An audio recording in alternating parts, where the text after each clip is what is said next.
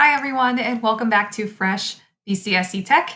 In this tutorial video, I'm going to show you some of the new exciting changes and updates that have been made to Google Meet that can help you support your students who are learning in different environments, whether they're online, hybrid, in person, whatever you would like to use this feature for.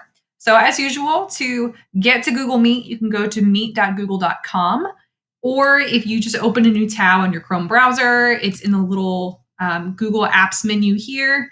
You scroll a little bit further down, Meet is one of the options there. And just as a disclaimer here, only teachers in BCSE can start a Google Meet. We have the settings so that they're the only profile type that can do that. Students can join Meets, but they can't create their own. So if they go to this menu, it's going to look a little bit different than for you. So if I've opened up Meet, I'm going to click Join or Start a Meeting. And to have the most advanced security measures in place to where the Meet ends when the teacher leaves and students can't rejoin it, you're going to create a nickname for your Meet. So sometimes I just type in my name or the class name. So for this one, we'll do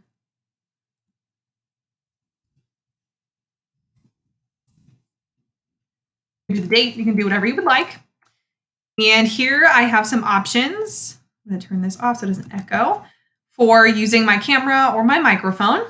And this little button here is one of the new features. If you haven't noticed this one before, it is a background blur. So if you have your camera on, you can select this and it blurs your background so that it's only you that's in focus. So if you have students who want to have this option, this would be something you can show them. They also have this feature available to them, as do our teachers. So I can turn that off right there. If your camera or your microphone isn't showing up, if you click the three dot button here, this is where you have a little bit more options there.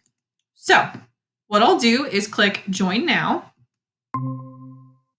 And I am in my Meet. So here is just the typical join instructions. So only those within BCSE can join. I would share this Meet nickname with my students, and that's what they type in to join this Google Meet session. If I give them the link, sometimes security settings aren't always the best there. So I always just give my students the meet.google.com link, and then I give them this code to enter to join our specific section. I wouldn't use the link right here, but if they wanted to dial in, they have that option. You can directly add people as well. So here is where we have some changes in our settings. I'm going to turn my camera off so you don't see me on here twice. All right. So if you notice across the bottom here, there's this little blue icon, and that is something that is new. If you click this, these are the meeting host controls. So the person who created the Meet, the host, is the one who has all of these options. If you're a teacher and you're collaborating with other teachers and they join, they won't have this option, only the host does. And what this does is it allows you to have some control over the settings in your Meet. So you can have this to where everyone can share their screen if they want. I would tell you, I would always go in and turn this off until you want to have a moment where a student can share their screen, because otherwise, if they figure that out, they could share their screen and kind of take over your meeting. It might be helpful to go over some expectations first before you leave that on all the time. So that is something that's new there. The other thing is you can actually turn off the chat now. So that's a question we've gotten a lot, is sometimes students are putting messages in there that maybe aren't necessarily what you're talking about during the lecture or the part of your lesson, and you wanted to toggle that off for a few minutes so students could focus on what you're presenting. You can toggle the chat message off to where students can't be messaging any participant in the meeting, can't message, only the staff member who is the host could do that. The other option here is quick access. This means that only people in your organization have the ability to join. If you have this turned on, if they have the nickname, then they can join. I would typically just leave this the way it is so that you have your students, your students are the one who are joining the Meet, not someone randomly. The other host settings are here. This just gives you the full screen view of the host settings.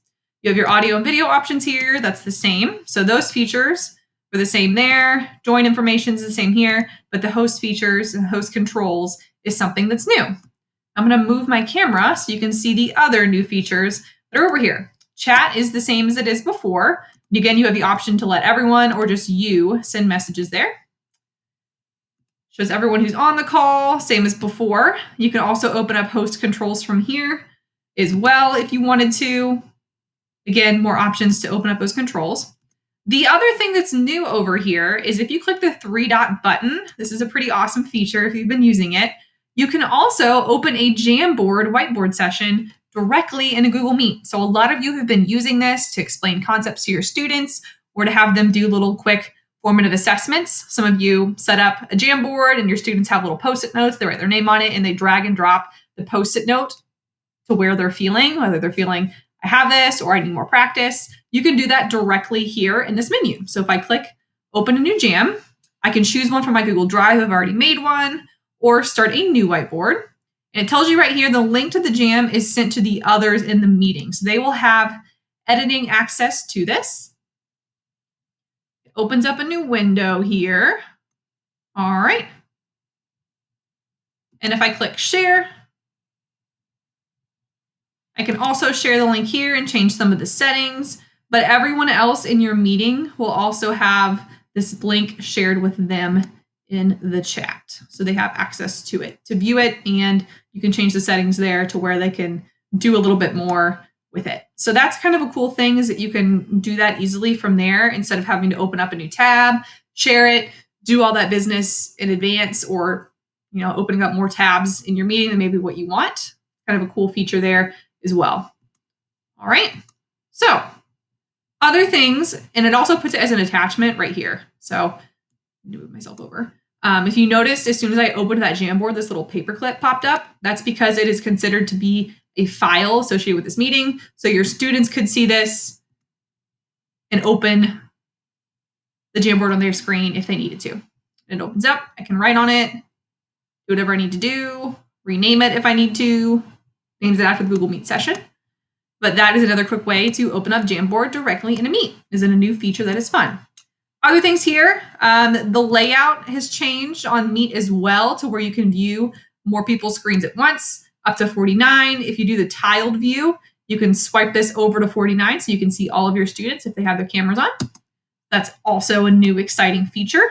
Blur background, we already kind of talked about that, but you can do that in the middle of a call as well. And that's the new features there. There's more that are coming, but I wanted to show you these so you can prepare and use these to connect with your students. And if you have questions or if you have a cool, unique way of using some of these new features, let us know and we will be in touch.